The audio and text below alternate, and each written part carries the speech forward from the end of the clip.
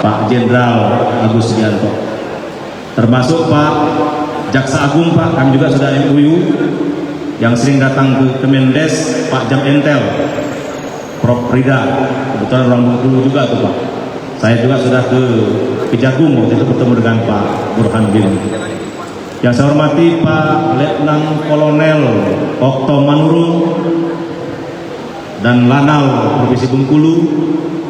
Yang saya hormati Pak Asep Teddy, Kombes ini, Kombesnya udah lama, di 10 tahun. Sebagai Erusada Pak Polda, salam Pak Kapolda Pak. Tadi juga ikut jemput kami. Yang saya hormati para kepala daerah, ada Pak Wali Kota Bengkulu, Pak Didi Wahyudi, Pak Bupati Bengkulu Tengah, Pak Rahmat Rianto, Pak Wakil Wali Kota, Pak Roni Peltobi, Pak Sekjen Desa Bersatu, Pak Uhadi. Ini dasarnya dari Pandeglang nih, Pak Gubernur, dari Desa Kertasana dekat Labuan sana, beserta rombongan. Yang saya hormati Ketua Desa Bersatu yang baru saja dilantik, Pak Surlian dari Kaur ya. Yang saya hormati rombongan besar kami, pertama Pak Dirjen Pengembangan Ekonomi dan Investasi Desa Pak. Jadi ini penting, saya bawa rombongan besar hari ini ke Provinsi Bengkulu. Yang saya hormati Pak Dirjen Desa dan Perdesaan Pak Nugroho. Nah, ini urusan desa semua nih. Pak Kepala Badan Pengembangan Sumber Daya Manusia Bapak Agus Tumimasik. Ini orang mana nih? Ini orang mana nih Pak Gubernur? Ini sebelumnya di PUPR. Penasihat Menteri Profesor Juanda. Ini orang Bengkulu juga ini. Tentu yang saya hormati seluruh kepala desa sehidup saya Bapak Ibu. Ibu Hajar Ratu Rahmatu Zakiyah. Mohon berdiri Mas. Ini sudah 2 kali ikut pilkada di Serang. Pertama menang 71%, digugat ke MK. Sebenarnya alasan nggak ada sebenarnya. Itu sesuatu yang tidak layak menurut saya. Kemarin pilkada lagi hari Sabtu kemarin menang 76%. Mohon doanya semoga segera dilantik. Tentu para pendamping desa, coba mana pendamping desa? Nah ini nasibnya di Menteri Desa ini. Pak Siswanto, Kepala Dinas PMD yang penyelenggara hari ini yang saya hormati. Mungkin Pak Camat, mohon maaf tidak saya sebutkan satu persatu. Para anggota Dewan yang hadir. Terima kasih Pak Gubernur yang sudah membuat forum ini menjadi forum terhormat, forum yang begitu berharga bagi masa depan bangsa kita, terutama masa depan bumi merah putih Provinsi Bengkulu. Saya memang pulang ke Bengkulu ini, pulang ke kampung halaman Bapak Ibu. Saya Pak Danrem, asli Bengkulu memang Pak. Saya lahir di Palak Siring, Kecamatan Kedurang, Kabupaten Bengkulu Selatan, Provinsi Bengkulu. Saya SD ya di sana, SMP ya di Kedurang, SMA di Kota Mana, kuliahnya di Universitas Bengkulu. Jadi saya benar-benar mengabdi dari kecil sampai besar, baru tamat kuliah ke Jakarta.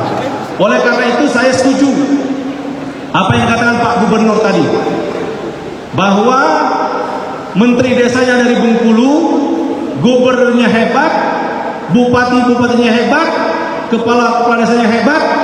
Itu cukup syarat buat kita membuat Bengkulu lebih maju di masa-masa yang akan datang. Maka Bapak Ibu, saya penting datang ke sini. Kenapa? Saya ingin menyampaikan 2 peristiwa besar di Asia. Pertama Jepang. Jepang hari ini Bapak Ibu, para kepala desa, Pak Gubernur, Pak Bupati, Pak Wali Kota, Pak Danrem dan sebagainya, Jepang hari ini sedang mengalami krisis yang sangat serius. Kenapa? Karena 93% rakyat Jepang meninggalkan desa-desanya. Jepang hari ini kosong desa-desanya. Maka Jepang hari ini sudah mengalami krisis ekonomi dengan pertumbuhan ekonomi -2 dan cenderung akan lebih banyak lagi minusnya. Pertumbuhan penduduk juga berkurang minus, lebih banyak yang meninggal daripada yang lahir. Dulu rumah di desa-desa itu harganya puluhan miliar, sekarang rumah-rumah bagus di Jepang harganya 7 juta pun enggak laku. Sekarang dulu Jepang penghasil beras terbaik di dunia, sekarang Jepang mulai krisis beras. Kenapa? Jepang tidak membangun desa, Jepang meninggalkan desa. Ini catatan penting buat kita Bapak Ibu. Jepang sesama negara Asia, kebutuhan pokoknya sama, beras. Iklimnya hampir sama, postur tubuhnya hampir sama dengan Indonesia. Itu Jepang 93%, ya 3% rakyat Korea Selatan di desa bergerak juga meninggalkan desanya menuju kota, yaitu kota Seoul dan Busan. Kalau Jepang tadi di kota Tokyo, Kyoto, Osaka, dan lain sebagainya.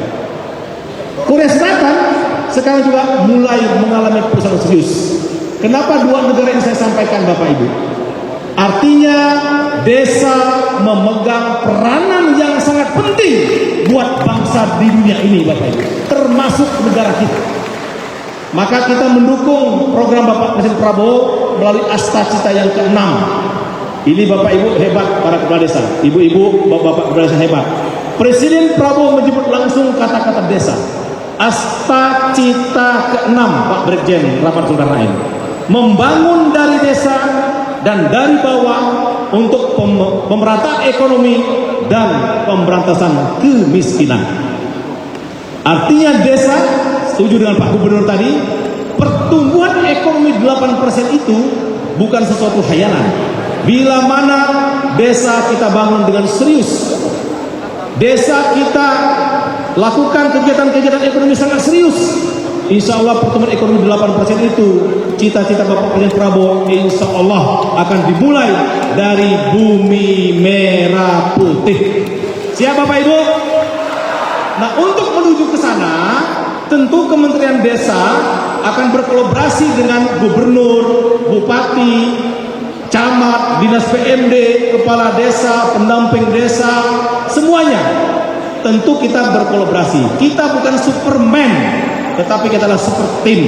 Maka kami di Kementerian Desa sudah melakukan kerjasama dengan 38 kementerian dan lembaga, termasuk dengan TNI, Polri, Jaksa Agung, Menteri Sosial, Menteri Pertanian, Menteri Kelautan, Menteri Agama, dan lain sebagainya. Dalam rangka apa?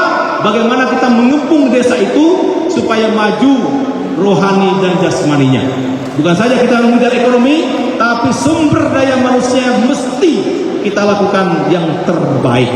Maka langkah-langkah dari Kementerian Desa Bapak Ibu, kami sudah melakukan 12 aksi Kementerian Desa Pak Gubernur, 12. Dan motonya sekarang, bangun desa, bangun Indonesia, desa terdepan untuk Indonesia. Jadi peranan kepala desa sangat memegang peranan penting sebagai ujung tombak pembangunan Indonesia. 12 aksi ini tentu tidak akan saya sampaikan semua, yang pokok-pokok saja. Yang pertama, kita ingin badan usaha milik desa itu terus berkembang. Jadi tidak usah khawatir kalau BUMDes sudah maju, nggak usah khawatir kehadiran Koperasi Desa Merah Putih, nggak usah khawatir.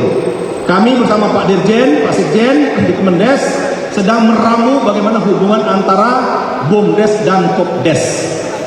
Jadi nggak usah khawatir, Kopdes lanjut, BUMDes juga lanjut. Jadi nggak usah khawatir, tidak ada saling meniadakan itu. Nah, yang kedua, Koperasi Desa Merah Putih. Tadi sudah disinggung oleh Pak Gubernur. Koperasi Desa Merah Putih ini, Kementerian Desa diberikan tugas oleh Pak Presiden 7 tugas. Dari Inpres nomor 9 tahun 2025, Inpres percepatan Koperasi Desa Merah Putih.